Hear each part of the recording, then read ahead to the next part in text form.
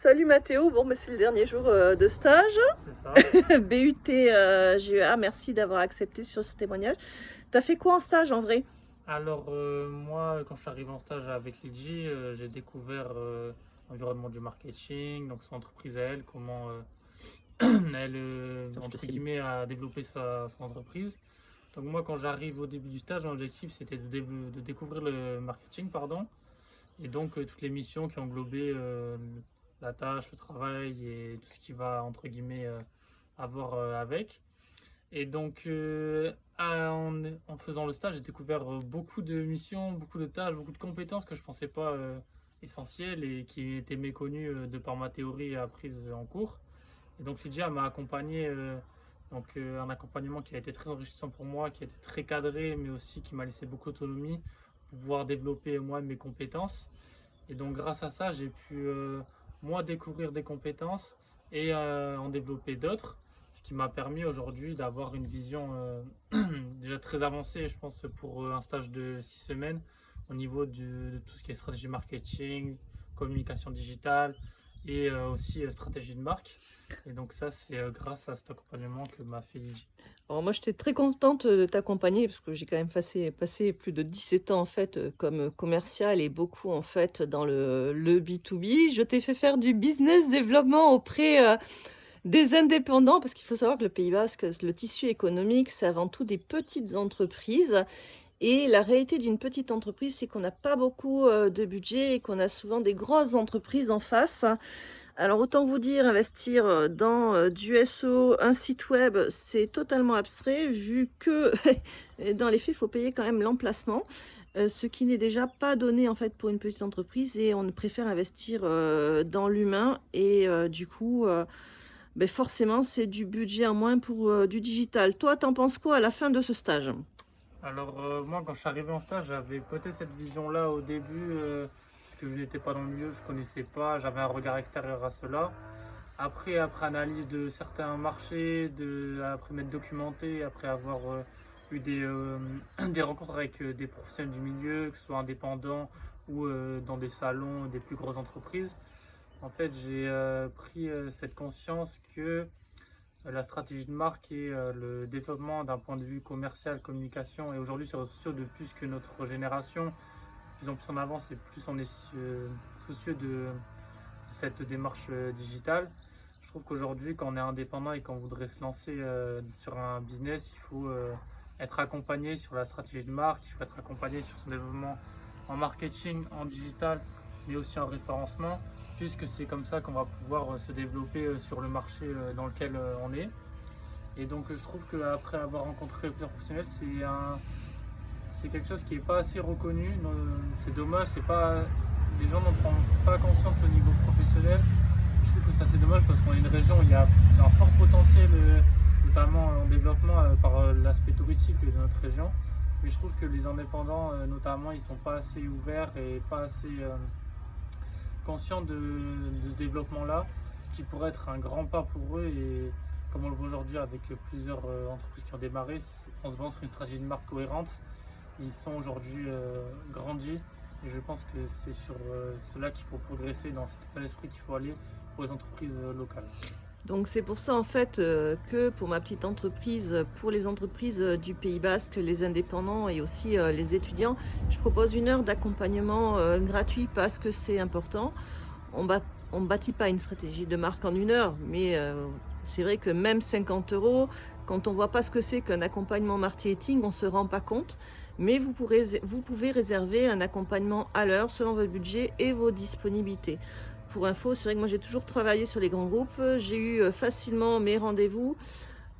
Bon, c'est du boulot commercial terrain quand même, hein, et mon taux de transformation est beaucoup plus élevé qu'en payant de la pub. Donc investir sur l'humain, c'est effectivement important même dans du B2B. Mais j'ai pu faire ça pourquoi? Parce que en fait, dans ces grands groupes, il y a quand même du budget marketing, du budget com, et ils travaillent leur stratégie de marque. Et c'est toute la difficulté pour une petite entreprise ou une PME de faire ça. Et des fois, ça nous rend complètement dépendants de budget pub, de circuits de distribution, d'importateurs. Et c'est un travail de fond. Je pense que 50 euros à l'heure, c'est tout à fait correct. 1 heure d'accompagnement gratuit on est plutôt pas mal et c'est le grand enjeu. Ensuite, vous pouvez être visible sur Internet et notamment sur Google à des prix abordables via des stratégies SEO abordables. Et là, on peut monter un partenariat ensemble qui soit gratuit et pour l'un et pour l'autre. Toi, quand tu as vu le taux de transformation, je t'ai fait travailler les coûts, puisque finalement, moi, c'est des choses que j'ai vues dans les grands groupes et suivant les différentes configurations d'ailleurs de clients et des objectifs commerciaux parfois de fou. Par rapport, tu connais pas mes objectifs que j'ai eu dans mes grands groupes, hein? Donc toi, tu as été chercher l'information, hein? Je voudrais quand même que tu leur dises un peu. Quand on regarde les taux de transformation aujourd'hui, ils sont assez faibles. C'est très compliqué d'obtenir ne serait-ce que déjà un rendez-vous. Et en plus, d'aboutir ce rendez-vous à une vente, c'est encore plus compliqué. Donc au niveau des taux de transformation, pardon, c'est vraiment très faible sur le marché. Donc quelle que soit l'action qu'on va réaliser, que ça peut être des appels téléphoniques, du porte-à-porte, des messages personnels sur LinkedIn ou encore des mails personnalisés, les taux de transformation ils sont pour toutes les actions globalement faibles. Et donc d'où l'intérêt de développer sa stratégie de marque, puisque c'est pour moi à partir de là qu'on va pouvoir développer son activité. Alors, ce qui explique aussi ces taux de transformation faibles, bon, quand on n'est pas connu, ça aide pas déjà en termes de confiance, mais c'est surtout en fait qu'on est sur des professionnels en fait qui sont saturés d'informations, de communication, de sollicitations, ça sonne tout le temps, et du coup, ben forcément, suivant l'étude que moi j'ai fait sur le terrain, du coup, une étude qualitative, je leur dis ça va durer 15 minutes, ça a duré 1 heure. Les professionnels préfèrent fonctionner en fait par recommandation et à la confiance. Ça ne veut pas dire que le service sera fiable, mais c'est vrai que quand on est justement du Pays Basque, on peut poser des questions aux potes ou aux professionnels qu'on connaît sur telle et telle entreprise, qu'est-ce que ça a apporté. Et c'est ça qui peut fonctionner, c'est un maillage entre les petites entreprises sur recommandation.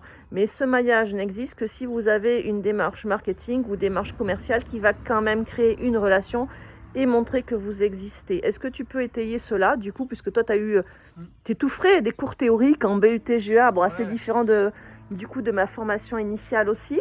Qu'est-ce qu'ils te disent à l'école sur ça? Quand on regarde d'un point de vue théorique, on pourrait croire que ça a l'air facile, puisque en théorie, si on suit une méthode, quand on vous la présente, on démarre, on suit les étapes et on arrive forcément à une finalité qui est du coup positive. En réalité, quand on est sur le terrain, c'est totalement différent, puisqu'il faut s'adapter au secteur, il faut s'adapter au client, à la personne qu'on a en face de soi. Et donc le chemin, il n'est pas tout lisse, il faut des fois, on avance d'un pas, on recule de deux, il faut savoir avancer. Et donc ça, c'est tout un travail de fond qui doit être réalisé. Faut avoir les connaissances de ce qu'on fait, il faut être vraiment très pertinent dans notre démarche. Et donc la théorie, c'est bien, mais le terrain, on va dire que c'est totalement autre chose et c'est pas plus mal, puis ça nous montre la réalité des choses et la difficulté d'avoir ne serait-ce qu'un rendez-vous avec un client. Merci Mathéo pour ce témoignage. Et je félicite tous les commerciaux qui se battent tous les jours parfois pour avoir rendez-vous, signer chez le client, gérer parfois les merdes qu'on a sur les livraisons pour ceux qui aiment le métier en tout cas de chef de secteur.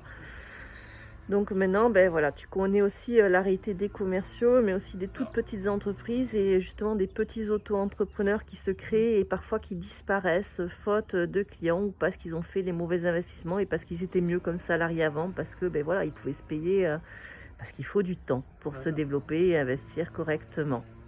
Merci à toi et bonne vie professionnelle. Merci à toi.